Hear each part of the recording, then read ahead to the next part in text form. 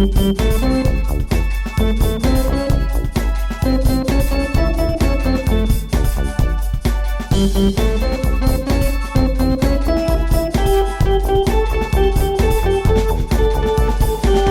would seem as though.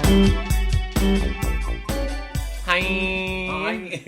Hi. How'd it go? Oh, we're here. Oh, in a state-of-the-art studio, eh? Yeah, we've moved to Canada, clearly, Yeah. by her accent. Canada, Yeah, Wisconsin? I'm not sure where that I know, honestly, who knows? They're the same. They're the same, honest. Isn't Wisconsin just like Southern Canada? Yeah, I think, yeah. The top states in the Midwest are just Canada. Southern I'm pretty Canada. sure, yeah.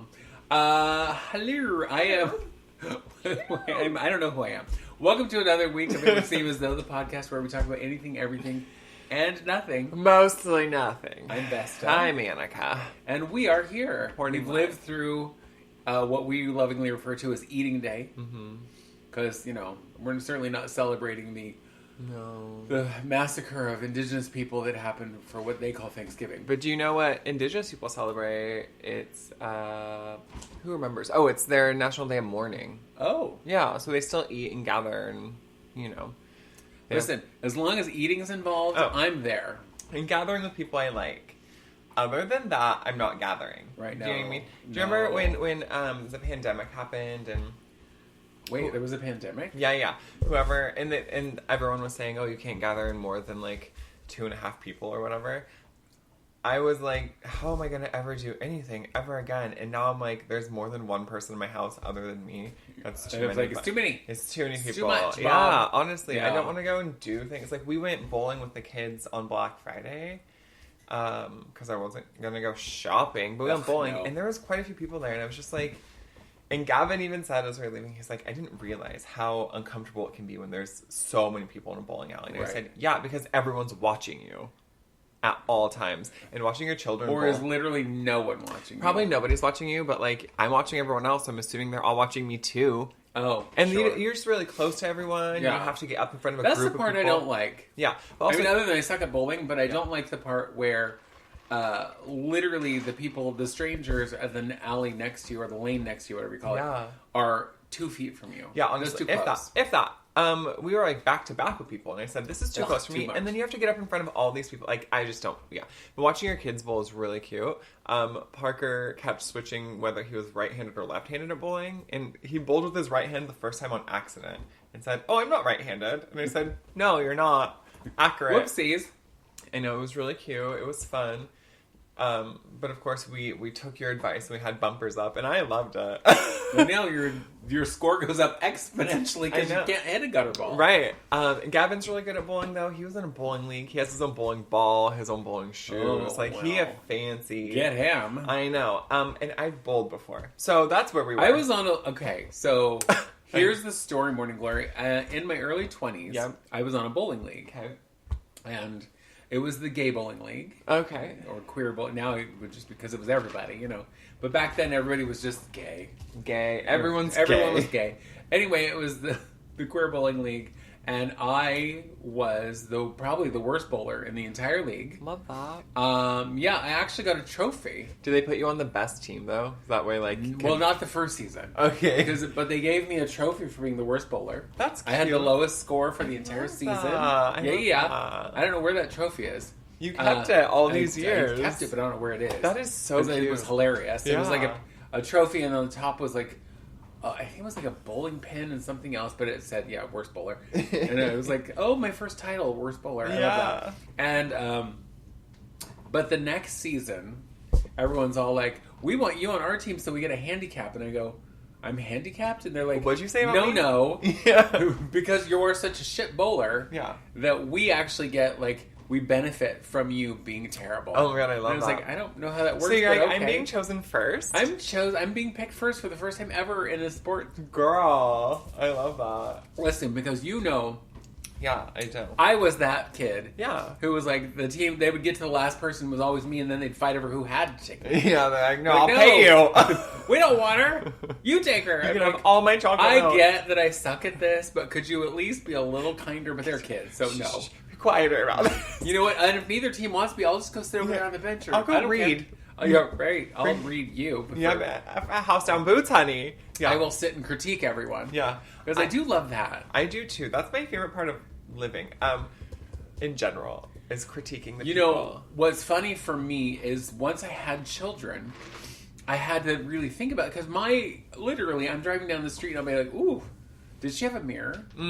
Or, it's like if someone would be wearing something crazy or their pants would be falling off or their, who knows, whatever. Their hair looks like a rat's nest.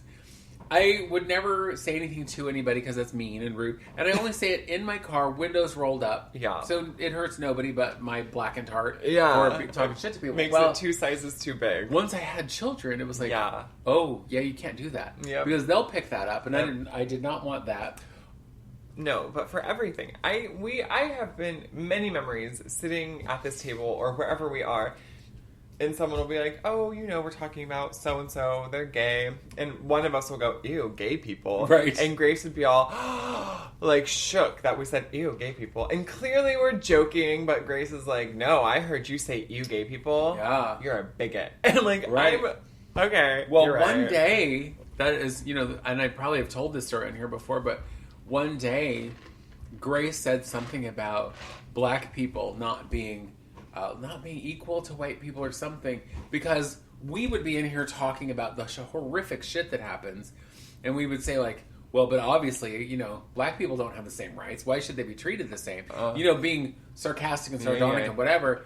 And she, of course, being literal because she's young, thought we really meant that. It was like, oh, no, we're basically saying everybody should have the same rights, but people don't treat any people of color with the same respect because, they all think white people rule, and it's like, wait, because you lack melanin? I'm sorry, because you glow in the dark and you have to wear sunscreen, you are superior? You're a mutation. Like, honestly, I'm sorry, but if you look at your family tree, it probably only has 2 branches.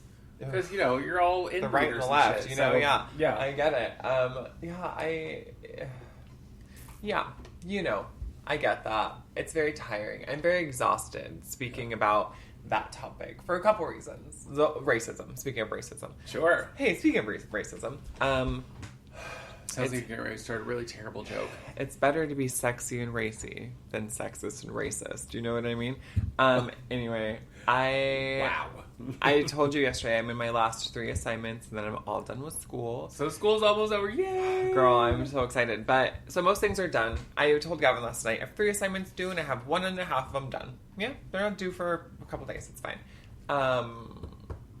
But my topic, I had to write this paper and I had to do this whole online presentation, whatever. And I wrote about how people using social media are fighting back against, or using their platform to fight back against narratives that are wrong.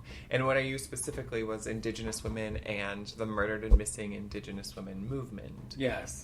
Because Indigenous women are 10 times more likely to be murdered or go missing than any other women.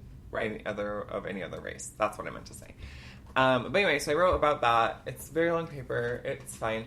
But I use a specific TikTok user and how she uses her platform to combat ignorance and racism and colonialism, but also how she spreads awareness for these topics, So I've been talking about that a lot, and then everything that's happening in the world. So race relations currently is just kind of flooded my brain. And it's just a lot. It's exhausting. Yeah. I told you in the car earlier that it just feels like we're living in a fucking dystopian nightmare. You know what I mean? Where horrible things are happening worldwide, and we choose to be silent about it, or we turn a blind eye to it, or we act like it's justified, and it's shocking to me, and it shouldn't be, because people fucking suck, but it kind of is shocking to see such horrors in the world, and this has happened time and time again.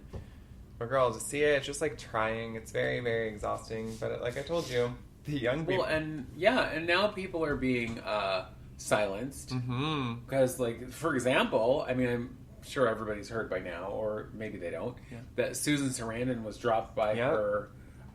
Was it her talent agency? Whoever represents her. Yeah. Her talent agency, because she made remarks at a pro-Palestine rally. Yeah. She didn't say anything that was wrong or untoward or anti-Semitic. Nothing. But their reason for firing her I'm going to say, because I have to get the exact wording because it's very specific. This has been happening, though. You know? Yeah.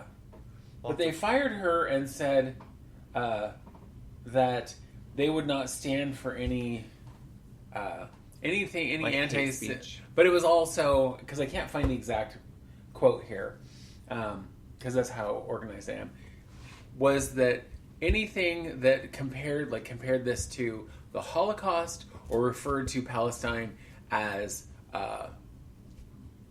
like a occupied occupation, or occupied like territory, prison camp. open air prison, or concentration camp. Yeah, anything that compared those things, which she didn't do in her speech, but because she was pro-Palestine and she was at a rally and it was filmed, whatever, they're like, oh, yeah, we can't with her. Yep. Now, Susan Sarandon has been speaking out against injustice her entire life, which is, why she was one of those people that maybe we shouldn't give her an Oscar because she's going to get up there and speak about her beliefs, and she did when she finally won one. I love that's but it's beautiful. Like the people who have done that. I remember Vanessa Redgrave got up and spoke.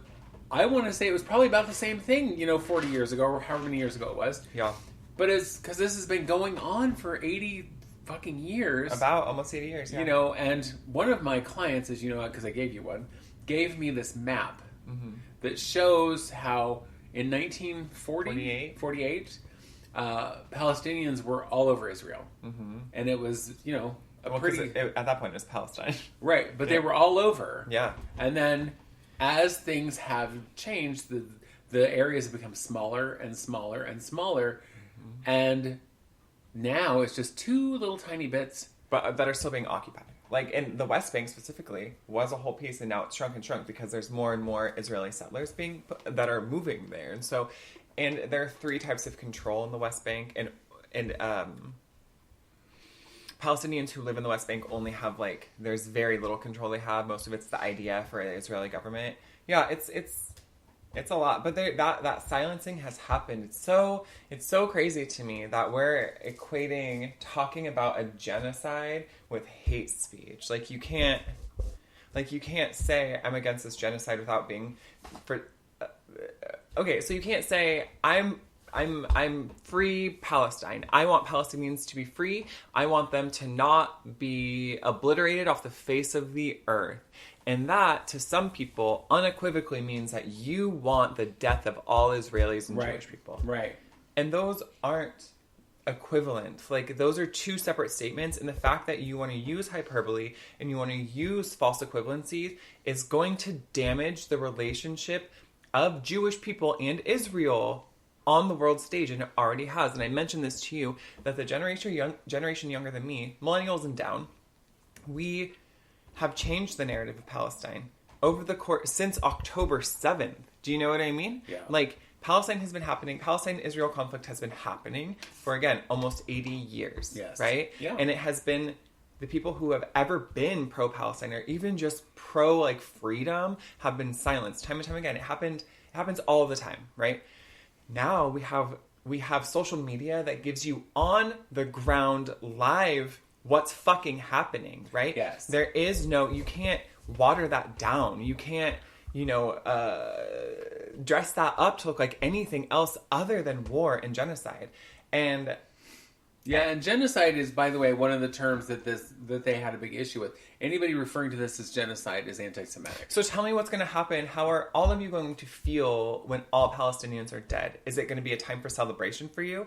Because I want you to know that not only is the entire world talking about this, and every indigenous nation, every indigenous tribe across the world is standing in solidarity with Palestine, that nations and their people specifically, the populations, are putting pressure on their governments, on organizations. I told you about the boycott. It's fucking people up. Yeah. And I want you to know, to all of our thousands and bajillions of listeners, I don't really care how you feel, but just know that your friends, your family, children in your life, your children, your grandchildren see you. They hear you. They hear what you're saying. And they're growing up in a time where they have more education at a younger age than any of us ever did. They have access to all of recorded history at their fingertips. Yes. So you can push whatever propaganda you want, and you can try to force them to believe whatever you want or whatever you are forced to believe. But your children will find out the truth.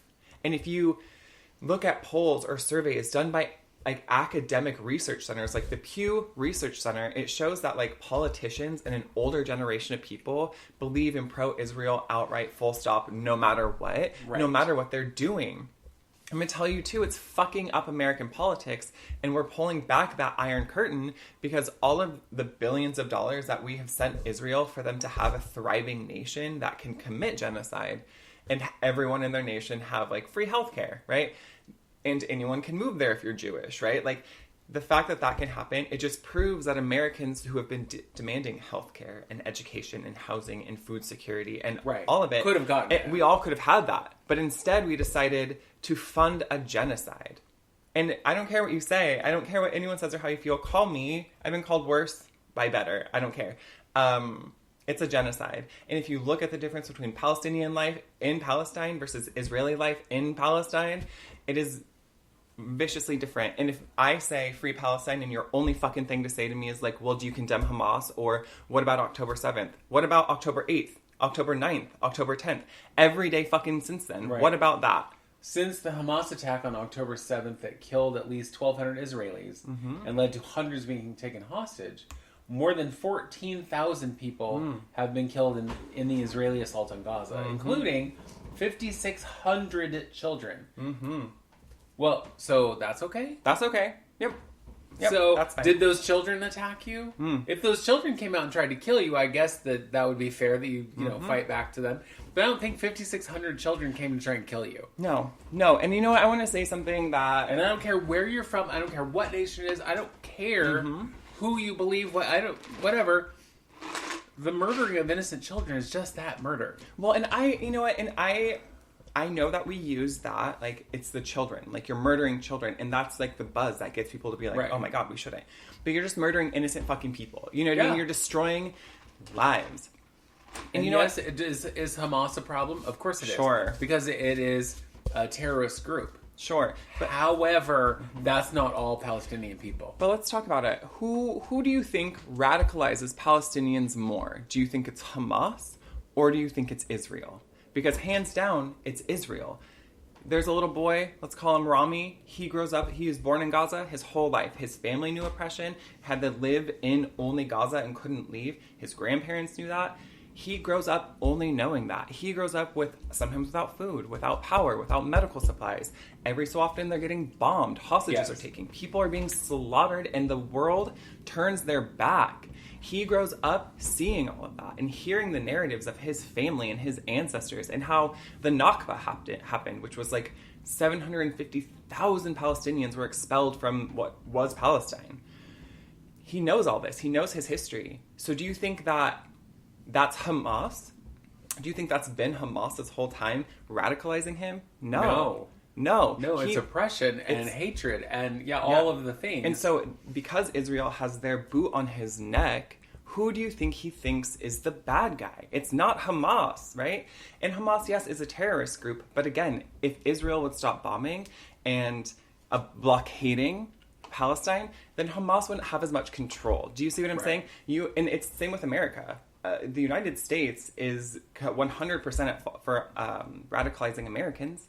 You know what I mean? You give us this bullshit pipe dream of the American dream or pull yourself up by your bootstraps. And then look what my generation has seen. Only destruction, terror, decades of war, us backing oppression. And you think that we're not going to be radical? That's why this generation is radical. You told us we could have it all if we worked hard. And then the recession happened. And then wars happened. And we don't have any money. No one ever gets out of their slum, you know? Well, because now... so I'm going to just go with my own life. Yeah, okay. Tell me. When I was a young adult, making literally $3 an hour, because that was minimum wage. When I was, I got my first job at 16. Yeah. And it was, I think, like $3.10 an hour. Yeah. And of course, as a 16-year-old, that was, I was rich. I was making all the money. Yeah. But when I got out on my own, making that shit wage, I was able to afford stuff. Mm-hmm. I could live just fine. Yeah. Because the cost of living was low and the cost of things were reasonable. Yeah. And the problem now is nothing is reasonable. Mm-hmm. And nothing is controlled. In fact, my phone bill for work for the last 17 years mm-hmm. has been right about $60, which I think is still too much because it's one line. I don't have anything special. Yeah. It's just whatever. And then it went up a couple months ago to $80, and then it went up to $100. Wow. And I'm like, and I called them and I was like, "What the fuck? What is happening here?" And they're like, "Well, that the regulation that was on that has been taken off, and so now it can be whatever price, and that's too bad." And then that was literally their answer to me, was because the regulation where it was controlled was taken off. And that's everything. That's rent, mm-hmm. that's mortgage, that's interest. Everything is so high now that I don't know any young people who can afford to live on their own. Mm-mm. I could afford to live on my own when I was 19, I lived with roommates. Because, again, I just moved to the city and whatever. Yeah. But not long after that, I wasn't. Yeah. And I could afford that. And it was, I wasn't getting rich. I certainly wasn't, putting a lot of money in the bank. Sure. But I could afford it. But you were living, yeah. Yeah. And now, buying a house is a pipe dream for most young people. Yep. Oh, absolutely. Living with less than 3 roommates is a pipe dream. Yep. Not living with your family is sometimes, it's like... Yep. Because that's not a reality. And so it has changed that entire dynamic. Mm-hmm. And the people who are old, like me and older, mm-hmm. are like, what's wrong with this generation? Oh, 100%. Because they have no idea that it's like, nothing is wrong. Yeah. This American dream that everybody talks about has been, pulled out from under their feet. Yeah. And it's like, well, you can't have any of these things because we're not going to pay you. Yep. We don't think that, $15 an hour, that's ridiculous. I was like, is it? It's so because it doesn't fucking pay for anything. Nothing. No. No. Right. So, yeah, that whole, that American dream that we've been fed our entire lives is a fallacy. Yes. Well, and it's, thankfully, the ideology of young people has really changed, again, the direction and narrative of Western culture and just what we decide to find important. Genocide, we're not going to fund that. Do you know what I mean? Right. Like, we're going to do what we can. We're going to boycott. It's been huge doing the boycotts, like boycotting all of the things that support Israel and really putting pressure on the federal government, right? But not only that, there's, a lot of different cultures that are outside of Western culture. So Native Americans, most indigenous cultures, a lot of Asian cultures, Middle Eastern cultures, they're all very collectivist. They have the idea of the collection, the family, the community, right? And in Western culture, it's all very, very individualistic. Yes, like pull yourself everyone's up. Special and everyone's individual. Right. And, and you can make it on your own by yourself.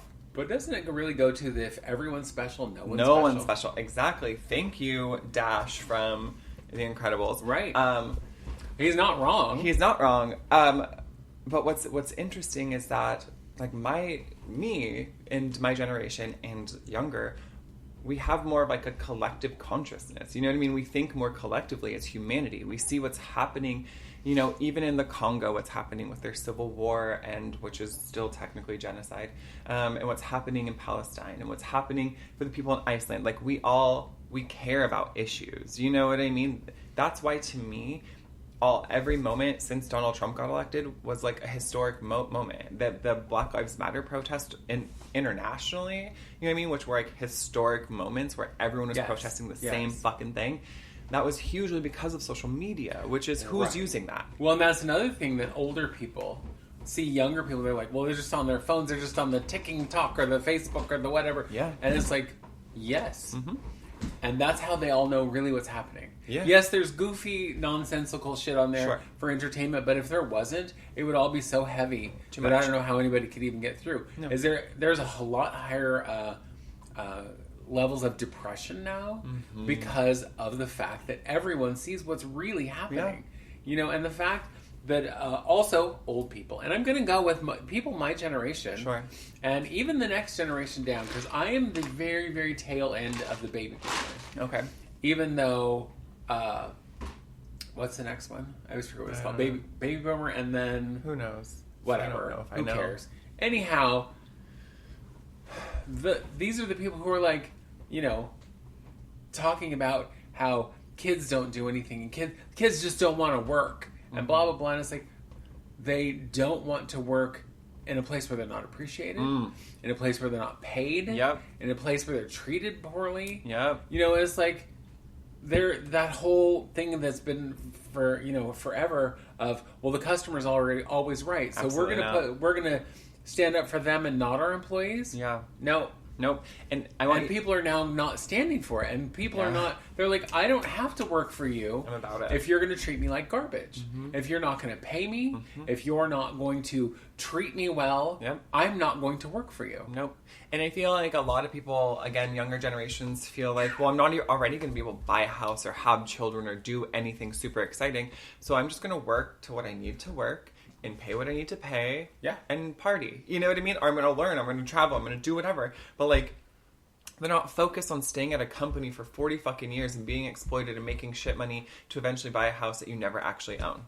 To have 3 children that you all have to pay for, that's exhaustingly expensive. Like, no, who wants to do that? That's not a dreamy situation to be in. Well, which is also why the population increase has decreased. Why the people are freaking out. Because everybody's not having babies. I had to learn about this. One of the classes I took over the summer, and it was talking about, for population to continue, people need to have 2 children per family, right? So 1 to replace mom and dad. Sure. People aren't having that. People are having less than 2 children, if any children at all. And that is just decreasing, because how do you expect anyone to want to bring intentionally a child into the world, where, again, that's on fire, there's wars, there's genocide, no one can afford anything, people are dying in the streets, cops are shooting black people. Like, you expect people to want to bring children into this, then just to be an expense for the rest of that person's life? Well, and I do think that that's another aspect of social media, is young people see what's really happening. And they're like, no. Why would I bring my child into this mess? And a lot of people, of course, are just like, I have to have babies because it's my God-given right and it's what I'm supposed to do. And blah, blah. Okay. Sure. But a lot of people are now choosing not to, which is, of course, why the government's like trying to figure out every way they can to remove birth control options. It's like, because if you don't have birth control, you're going to have to get pregnant. And then if you can't have an abortion, you're going to have that baby. And it's like, no, you know what you're going to do? You're just going to increase at-home abortions. What you're going to do is increase suicide. That's what you're going to increase. Abortions will never stop. No. Will never. Because they've always been around. Always, And it's like they were happening long before it was legal. They will continue to happen. And there will also probably always be doctors who will still do it. And just off the books and off the records and off the whatever. And the government's just making it unsafe. And and illegal, and that's going to harm the doctors, harm the patients. So doctors will just go underground. People will still find ways. Like, well, and it goes back to the fact that it's women.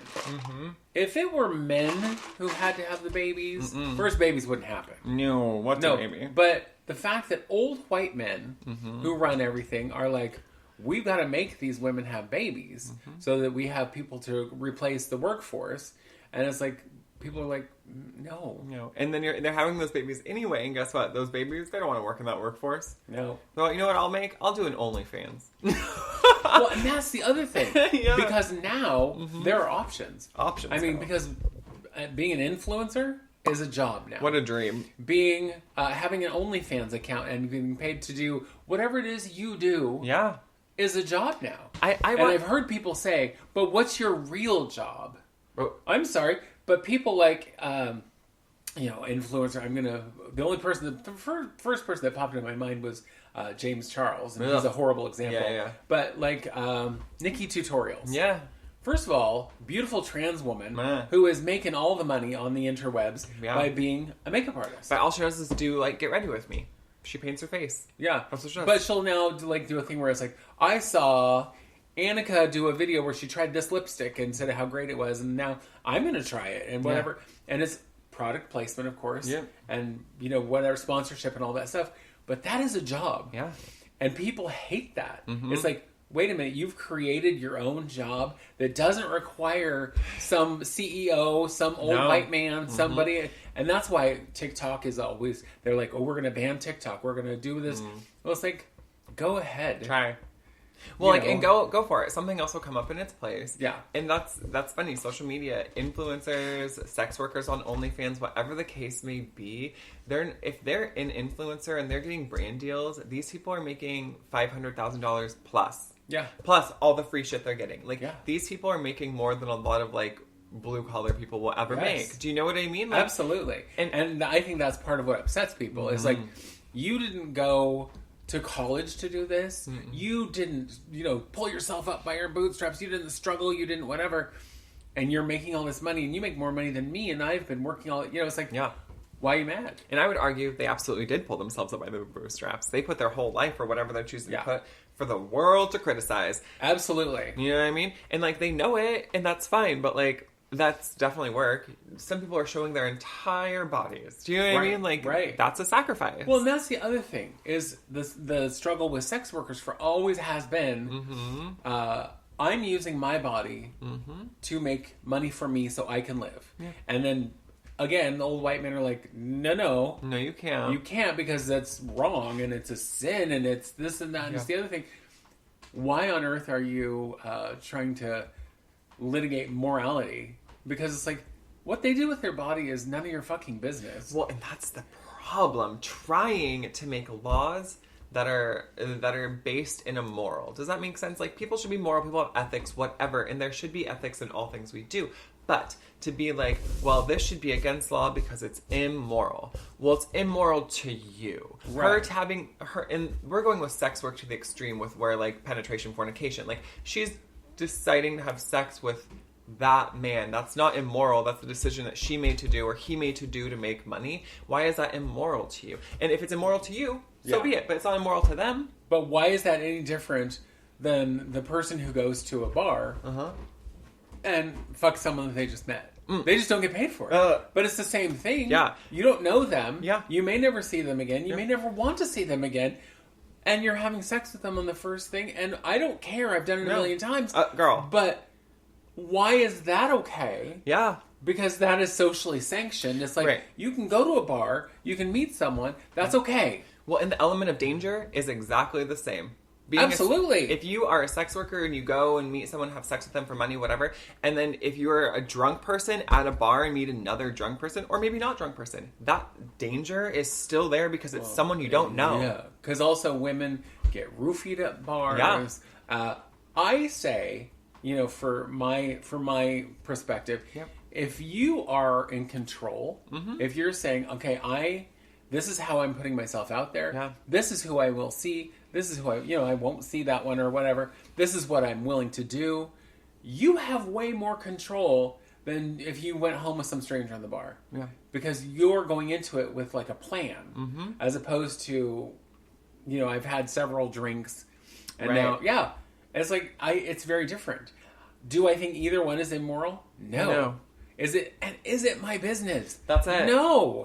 And like, it's not about making laws like that to like keep people safe. That's not what you're doing. Do you know what I mean? Like, you're just trying to regulate what people do with their bodies. It is just it's just another form of control. You were just implementing legal control over someone else's body when they have the wherewithal, they are competent, they can decide what to do with their body, and you're just telling them, no, you can't. When I ran for Empress, so 1990, one of the things, because there's like, you have to meet these qualifications. Sure. Which was, you have to be a part of the organization. That makes sense. Okay. You have to attend so many meetings of the organization. That makes sense too, because then you know kind of how the business runs. Yeah. And it is a business. It's a charitable organization, but it is a business. Here's the one that always stuck with me that I was you have to be morally and financially responsible. Now, financially responsible makes sense because you're going to travel, you're going to go out and represent this organization on your own dime, because it is a charitable organization. Yeah. So you're traveling all over the country on your own dime. That's crazy to me. To go to all of these different, to kind of spread, like, here's Portland, here's whatever, here's what we do. Well, and this is before drag queens really got paid for anything. Oh, correct. Yeah. There was a very small handful of drag queens who were working as a drag queen, But very few of them, even of those people, were making a living. Yeah. Almost everyone I ever knew had a second job. Yeah. Because the ones who worked at a club full-time in drag still had to have something because they weren't getting paid enough. Yeah. You know, it wasn't a business like it is now. But financially responsible made sense. Morally responsible. You are going to judge my morals? You who does whatever you do on the weekends or in the dark or whatever. And I don't care. That's your business. Who cares? But you can't look at me and go, well, she, that slut. you know, if I had been a criminal, Sure. absolutely. If you'd been murdering people, yeah. You know, but if it's like, well, you know, you've been arrested 16 times. We don't really think you should represent us. That's fine. Sure. Absolutely. Yeah. But how are you going to judge me as morally responsible? Yeah. You know, if I fuck half the city, that's my business. Yeah. If I do whatever, that's my business. Yeah. If I'm breaking the law, absolutely that's different. Yeah, but it's still my business. But even then, it's like some of those laws, if you're putting laws on my body, no. Girl, and we talk about this, and I will scream this until the day I die, is that legality does not equal morality. No. They are not the same No. thing, because, and these are extreme examples, but it'll help you understand. Apartheid, slavery, Jim legal. Crow, Right. all of it was illegal. So legality and morality are not the same thing. So when people say like, oh, but that's illegal, and I don't care. There are some things, of course, that are laws that you should, of course, I follow. But there are things, too, that I'm like, just because it's technically illegal, I don't give a shit. I have done plenty of different drugs. You know what I mean? I drank and went to bars underage. I was a sex worker. Like, I did all these things that are illegal, right? But was it immoral? You know what I mean? No. Because it was me. Because who were you hurting? Nobody. If you hurt anybody, it was yourself.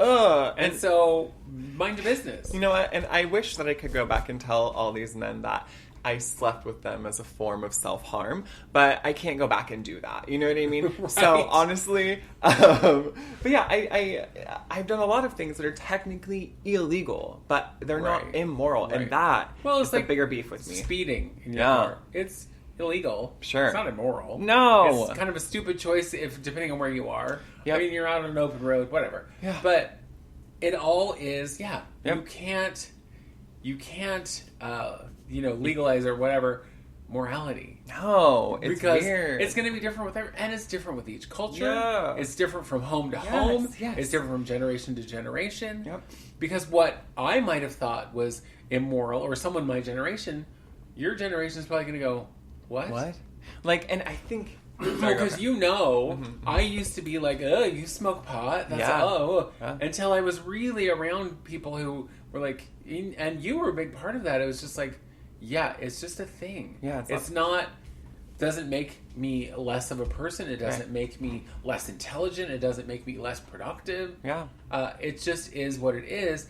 And when I started really seeing it for what it was like, oh. Yeah. But I also grew up in the era of trying to terrorize people and like, well, if Reefer madness. You're going to do this crazy shit. Yep. You're going to, It's like Dr. Jekyll, Mr. Hyde, very much that. Yeah. Like, you're fine, and then you smoke weed and you're a monster. Right. Yeah. Which weed, of course, is the one thing that's going to make you the least You're just going to be dangerous, silly and hungry and want to giggle. And want to probably sit and watch TV. Yeah, honestly. Who cares?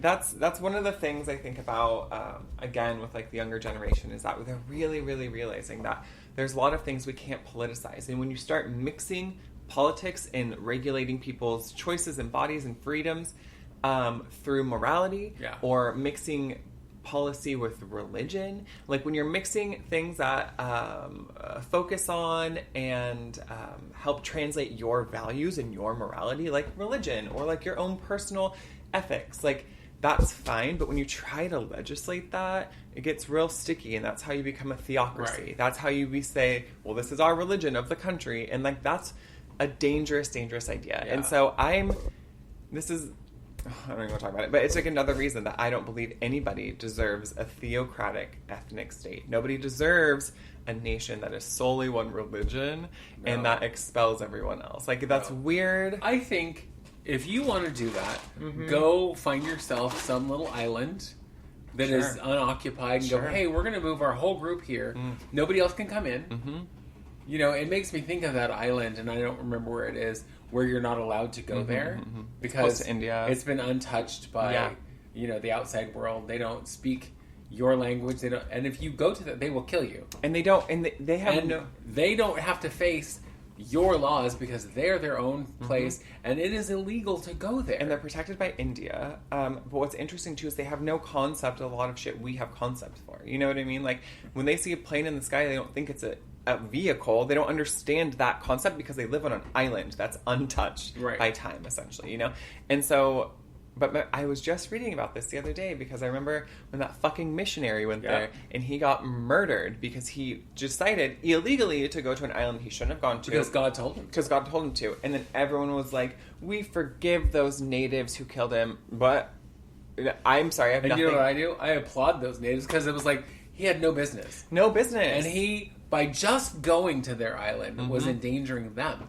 Because he's full of, he's the blanket full of smallpox. Yes, man. He had all of the things that people who live out in the world, all of the germs, all of the things that they've never been exposed to. Not once. Yeah. So you want to go someplace because you're going to save them, but with all your nasty germs, you're going to kill them. Yeah. Again, and it's because that's the other thing. Oh, and I hate this. I've hated this since I was a child. Yeah.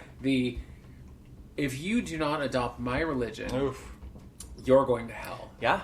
Well, it's like, I don't even know what hell is. As not knowing your religion, I've never heard of hell. Yeah. It's not a concept to me. Neither is heaven, neither is God. Yeah. So, I'm going to go to hell. I'm going to go to this horrible place that you've created if I don't believe like you do. Yeah. I think so bizarre. You're going to say that to somebody who doesn't understand that, and they're going to be all, okay, like, is that a new city? Like, where are we going? You know? Right. Because that doesn't make any fucking sense. And you're just going to go put that on people. But then you're just doing the Lord's work. I just can't, like...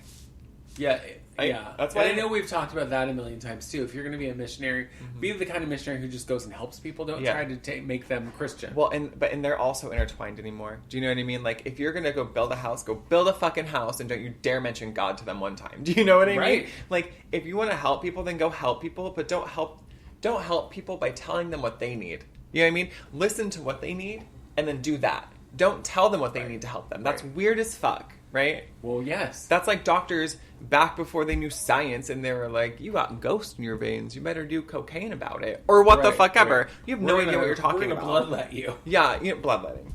I have a cold. Bloodlet. I'm pregnant. Bloodlet. You know what that's I mean? how George Washington died. Praise Jesus. No, I don't know.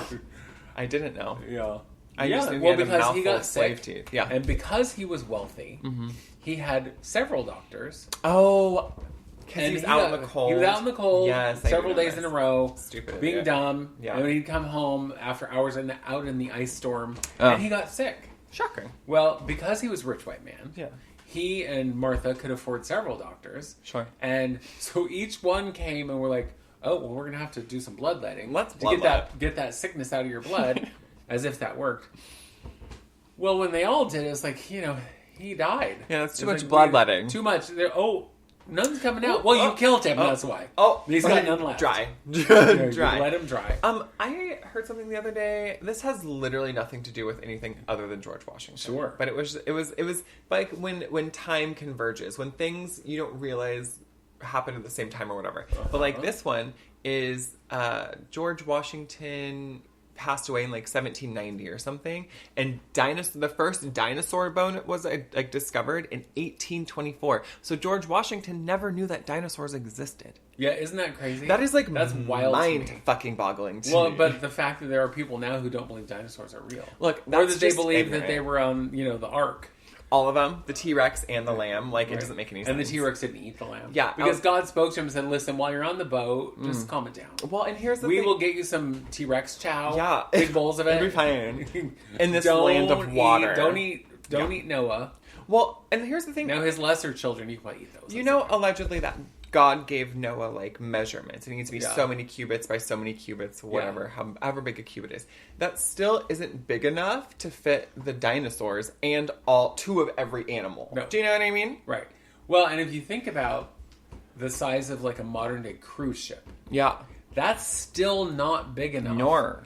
And they're gigantic. It's like you could fit a city in there. You can fit thousands of people in there, but it's not going to hold that many animals. And there is the whole, these animals are going to eat these animals. Well, and also, where you were Mr. Noah was the Middle East, and I don't think that they have platypi in the Middle East. Do you know what I mean? I also don't think that they have polar bears in the Middle East. I also don't think that they have a lot of fucking animals that exist outside of the Middle East. So you just went, where did they, so that they all die and somehow these are new inventions? Right. But you know how that whole flooding the earth myth came along? No. Was that they were finding different things that shouldn't have been found, like up on higher things, like on the side of a mountain they found the fossil of some animal that couldn't possibly have been there. Okay. Or they found things that were like, how did this get up here when this lives down there? Sure. And they don't fly. It was, whatever. And it's like they kept finding fossils in places where it seems like they shouldn't be. So it's like, well, the whole world was flooded. God flooded the world. And every time, because and we've talked about this a million times, in Greek mythology or any mythology that goes along with a nation or a country, whatever, community, there's like, this is how we explain this bizarre thing. Yeah. Thunder is God's mad and whatever. Well, this thing happened. It's like, how do we explain, God flooded the whole world because he was mad. He was real big mad. He was big mad, and it's like, that's what I love about the Old Testament. Every time God got big mad, it was like, let's kill people. Girl, I want you to know that he flooded the earth literally 2 pages into the Old Testament. He said, I made man, and they made me real angry with their free will and all, so I killed them. Yeah. Because we're all too evil. All but Noah and his family. So then there starts the whole inbreeding thing again. Hello, goodbye. Like, why? And God's only like, maybe God's real into that. That's the problem. That's what's wrong with humans. No. God just like, that's your sister. Get it, or whatever. Right. You know what I mean? Well, because there's that whole Adam and Eve. Yeah. And if it's just Adam and Eve and their children, there's a lot of inbreeding. I've heard Christians nowadays, really be like, well, they weren't the only people on Earth. And I'm like, so they weren't the first people? Like, so what? I don't make it make sense to me. I'm very confused. I know. I used to ask those questions in church, and they always hated that. Yeah. Well, I've told you before that I knew this girl who was going to go study like biblical archaeology or biblical anthropology, and basically wanted to study the history of the Bible. And her church elder said, "That's great. Don't study too far. Don't study too much, because you'll question too much." You're going to learn too much, and we can't. First of all, let's be honest. We can't have a girl getting all that education. Yeah, go home. We can't have girls be that smart. Yeah, that's trouble. Go be a breed. But if you ask too many questions, you're going to get too much information, and you're going to not like it because it's not going to match what we've told you all your life. Yeah, that's the problem, and that's the problem with all of this shit we've been talking about. Is people have been told one thing for decades or forever or for whatever, and people now are going, no, that's not true, or that's not right, or just that's not logical. Yeah, and I love that though. I love just the questioning of everything, because you should if someone tells you something wholeheartedly and they believe it to be true, unless it's a personal thing that happened to them or their personal whatever, you can't take that completely as like full truth. You know what I mean? Because everything that happens is subjective. People remember things differently, whatever. But like, that's what I love about. I don't like children at all, but I like these young people, and here's why: because they want to fuck shit up. They want to and they want to challenge the status quo. And most of these kids aren't Christian, but they behave more like Jesus than any fucking Christian I know. Yeah, you know what I mean?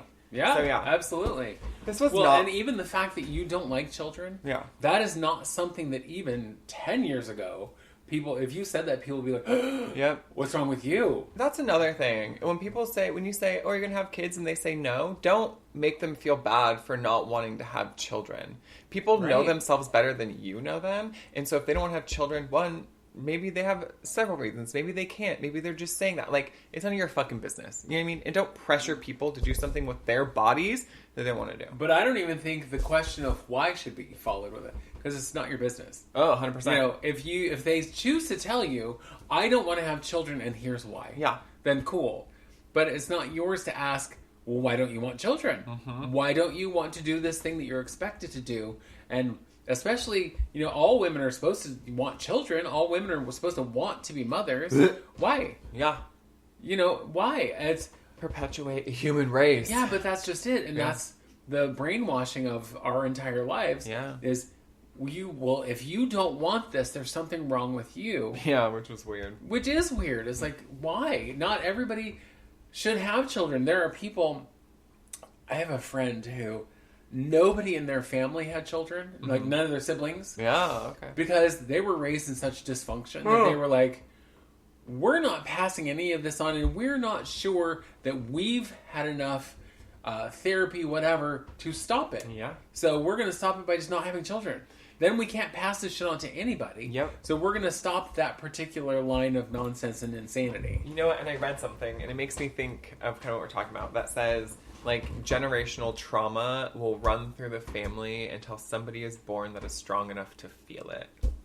And then I almost cried myself to sleep. So I was like, that's deep as fuck. Yeah. That's a lot, right? But it is a lot. And because I'm trying to process that. Well, like, that's, you know, I know a lot of people who don't want to have children strictly because of, one, how they were brought up, and two, because of how much trauma they went through, that their mothers and fathers went through. Like, they don't want to continue that. You know what I mean? Right. They don't want to pass that on, because intergenerational and multi-generational trauma is a real fucking thing. Oh, yeah. If your family has historically lived through things, and it's not just people of color. Like, there are white families lots of Jewish families, for example, are white people who have, their families historically have lived through tragedy after horror, genocide. Yeah. And so that changes your DNA. Intergenerational trauma. Look it up, but it changes parts of your DNA. So you process things differently. Yes. Your body changes. So it's really interesting. It's really tragic, though. But it's also like generational wealth or generational poverty. Mm-hmm. Either one is, harder to break. But generational poverty, like people who live in like the Appalachian Mountains, there are people who are so poor, that I grew up poor. You grew up poor. Yeah. We understand poor. Yeah. But we don't understand poor to the level of don't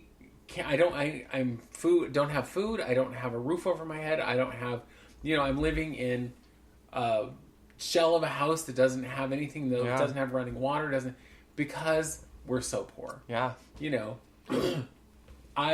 That is a whole new level that most people can't understand. No. But it exists. Yeah.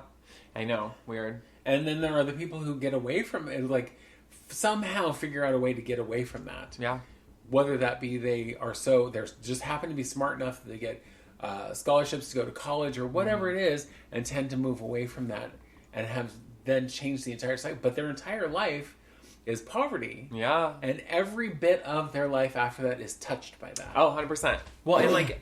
forever, for the rest of their life. Well, and there are things from being excruciatingly poor that still affect me today. When my food starts dwindling, refrigerators, cupboards, I have like full-blown anxiety. I don't sleep well. I feel nervous. The moment I go grocery shopping and everything is full, there's food in my house, at ease. I am so much better, and has always been that way. I open a refrigerator and see no food, I'm like, I'm going to die. Yeah. Mm-hmm. Well, and for me, it's that I get that. I understand that one too. But for me, there's a good thing and a bad thing. Mm-hmm. Like, when I'm paying my bills, if I'm like, oh shit, I don't have... this one bill is like way more this month than I planned on, so I didn't budget for that. And, oh god, is that... And I get that whole freak out of like, what are we going to do? We're going to be poor. We can't afford... And it's usually like, it's this 1 month, this one thing, whatever. And it hasn't made us so we can't afford our house or our cars or whatever, our gas, our food, nothing. But the other thing about growing up poor is I don't need money to have fun. Mm-mm. It's like I have friends who grew up with money. Yeah. Who would be like, oh my god, what am I going to do? I don't get paid for a week. I don't have I have spent all my money. I have no money. Yeah. What's the problem? That you don't have gas to get to work? No, I have a full tank. So what's the problem? You have no food. Yeah. No, I have food at home. What is the problem? Well, I can't afford to go out. All my friends are going, you can't afford to go have a drink at a bar. So don't. Yeah. What are you fucking Go over to your friend's house and hang out, play a game. Or stay home and watch television. Or stay home and do something. Whatever. I know that as my friends would be like, well, we're all going out. Do you want to come? If I was like really strapped for money, I would just say, no thanks. Yeah. I'll stay home. But if I wanted to go, I could go and just be like, yeah, I'm going to drink water. I'm going to get to the bar before they put the cover on the door. Yeah. I'm going to drink water. I'm going to do whatever. So I can still go out and it won't cost me anything. Have a great time. Yeah. I'm going to go. I'm going to dance. I'm going to see my friends. And I'm not going to say to them, could you buy me a drink? I don't have any money. No. I'm going to sit there with my glass of water. And stay hydrated. Right. And it's like, so growing up poor, I don't panic about not having money. I don't go, Oh my God. Well, it's like my house. My furniture is all used, every bit of it. Yeah. Because I grew up with all that shit, and it's like, it didn't make my life worse. Yeah. But if I had a room full of brand new furniture and my dogs destroyed it or my children destroyed it, I would be so upset. Yeah. But I have like a recliner I paid $35 for. If the dog gets up and tears it, eh. But also, your furniture looks nice. It's not that it doesn't look bad. It's not shabby. But that's just it. Yeah. But if it gets ruined, I'll get a new it one. didn't cost me much. Yeah. Or anything, because I have a couple chairs now that didn't cost me a thing. Because my friend gave them to me. But it's like, that all stems from growing up with no money. Yeah. You know? The weirdest part to me is people who are just so out of touch about what that means. Like, I was watching a TikTok and a girl was like, well, I don't know. I think the average American household income is, what, $150,000? And people are like, you think what? You think that's average? Yeah, like that, because that's just what she knew, and her Right. family was rich, and that was like on the low end of average, you know? And I'm like, what the fuck? Like, no, I know people who make way, way, way much less than that, 15 times less than that, Yeah. you know? Yeah, absolutely. Yeah, it's crazy. And growing up in a small town that is not a rich town, you see a lot Right. of poor people. Like, Yeah. we were poor people. We're also a lot of poor people we went to school with and knew our whole lives. And it does really change you. And there are things that fuck me up because of it. Things that fuck me up more is just, like, abusive things that happen. Sure. And it's not, like, overwhelming. I don't, like, break down and can't do a function or whatever. Right. But, like, it's being poor. It does change you, but I genuinely think for the better. I think it makes you smarter, makes you more savvy about things, you know, because you have to be. I will say, though, I don't understand people who will make that statement. You know, we were poor growing up, but didn't know we were poor. What? Yeah. How did you not know you were poor? How did you not know? Yeah. Then you must not really have been poor. Because if you're poor... Well, you know. You know it, because it's like there is food insecurity. There are times when your utilities are cut off. Yep. There are times when you're going to be evicted from your house because you didn't make the payments. Or, in the case of, you know, your birth father, there are times when they're going to come repossess every fucking thing you own because you aren't paying your bills. Yeah. Which is also another reason I don't have new things, because I pay $35 for my chair at the Goodwill or whatever the fuck ever. You can't. No one's going to come take it. Who's going to take it? Nobody want it. But it's like, it's not, if I don't make it, I don't make payments on any of that stuff, so nobody can take it. Yeah. My television, not the fanciest television. It's a good one. Yeah. But it's mine. I paid cash for it. Yeah. Because nobody can then come take it. No. You know? And so I don't understand that either. I don't understand who are you trying to impress? I know. By living beyond your means. Well, it's weird. It's weird because you only end up hurting yourself and your children. Yes. If you're an adult and you have children and they come home and there's literally a mattress in the living room and no other furniture in the house, let me tell you something that is scarred into their mind, and it's fucking... Yeah. It's embarrassing. It's traumatizing. It's like, grow up. Like, you're supposed to be an adult. Right. Grow up. You know what I mean? Put your Right. ego aside. And why you think you deserve any ego whatsoever. Sorry, this is all very personal for me. I know, it certainly is. Well, and I remember that time going to the house, and all there was a mattress. And I was all, what the hell happened? Were they robbed? And who came all the way out here? Out to bumfuck nowhere. Yeah, to rob. Onto, a farm. It was like, we need all your furniture and your television and whatever. I was like, well, if you hadn't decided you needed, the biggest television they made so you could watch football from 5 feet away. Yeah. What was the pissing contest, girl? Between my birth father and his brother, Blake. Between both of them, because one would get a TV. One had money. Yeah, yeah. And did well. His kids never felt any sort of hate one moment in their life or sadness. But Blake got a TV that was bigger, then BJ got a gigantic fucking TV. Right. And it was that. It was always that. And I hated now that I didn't realize, but it makes sense. Yeah, well, it was always BJ trying to one-up Blake with everything. 100%, because they're both the Ferguson children. And for those of you who don't know, those would be my two youngest brothers. Yeah. One of them who has his own business, has done very well for himself. His family is good. Has taken care of his family, built houses, done the things, whatever. Yeah. They all live comfortably. Close to each other. And close to each other. Yeah, it's very... But they live comfortably. Yeah. And now, I don't know, are they wealthy? I don't know. Probably not. But they're comfortable. Yeah. And they have nice houses. Well, and they're able nice to cars. go on vacation. They're able to do things. Absolutely. Yeah. Whereas, the other one made a decent living, but pissed it all away. Yeah.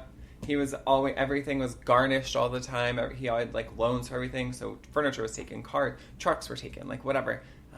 A hovel, very much a hoarder. It was just really, and like not a hoarder of anything, just like trash. It was just disgusting. But always trying to one up him, which I thought was hysterical. Like, you live in the dump site of Yamhill County, and you're competing with your brother who just built his fucking house up behind the fucking Flying M. Like, you think that you stand up to that, you ignorant piece of shit. Well, and for me personally, I think it's always dangerous to try to compare yourself to anyone else. Oof. And try to go, well, Annika has this thing, so I need that. Yeah. You know, Annika's got paid this much, so I need at least that. You know, it's like, if you're ever comparing yourself to anyone, it's problematic. Yep.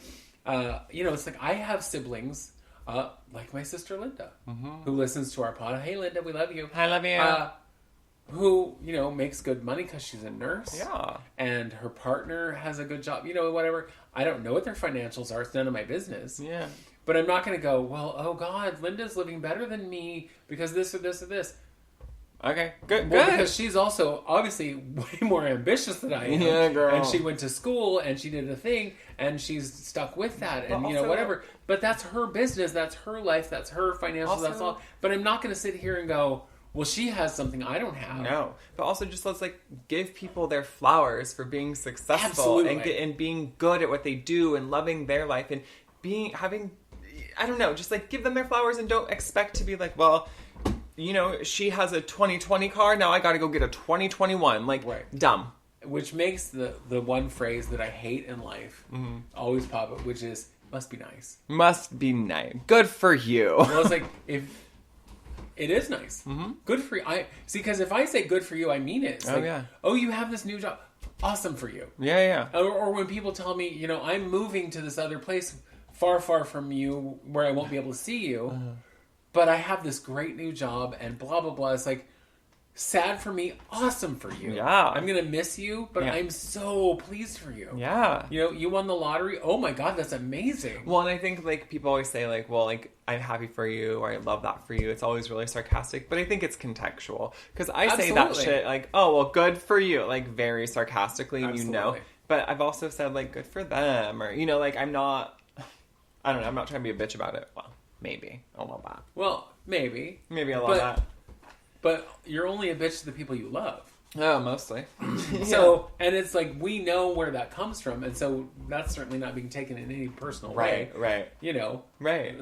So if I were to say to you, must be nice, I'm clearly kidding. No. I'm going to go write in my journal about it. And I learned that lesson really because, and this is how we're going to wrap shit up here, is my beauty school instructor. Yeah.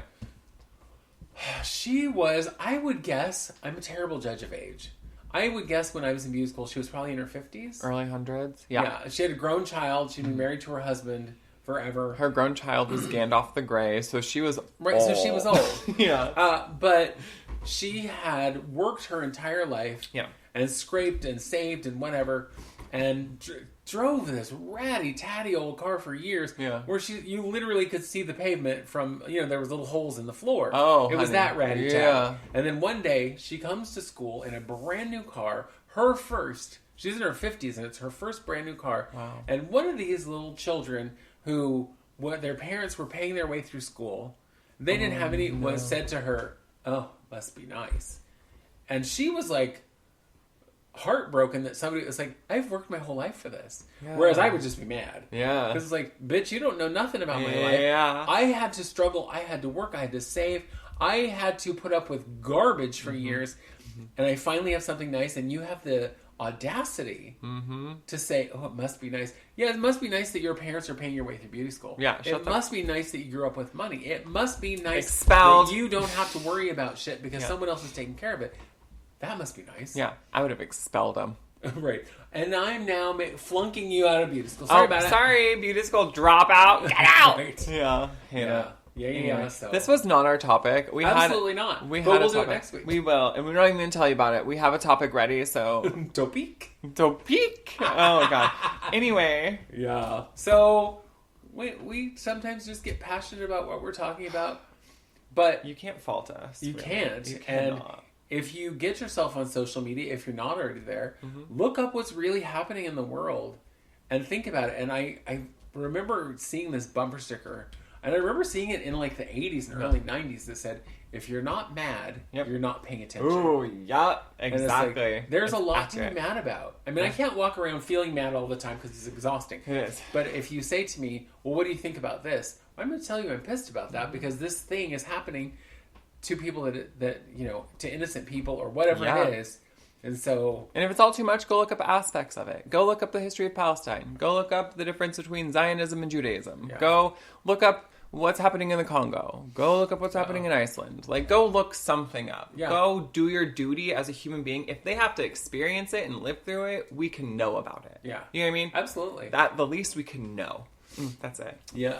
I also wanted to share this fact with you that I learned the other day, and I may have already shared it with you. Probably. That of the first 15 presidents of the United States, 13 of them were slave owners. You did tell me that. The only two who weren't were John Adams and John Quincy Adams. That's crazy. They were the only ones who were not slave owners. That's crazy. Yeah.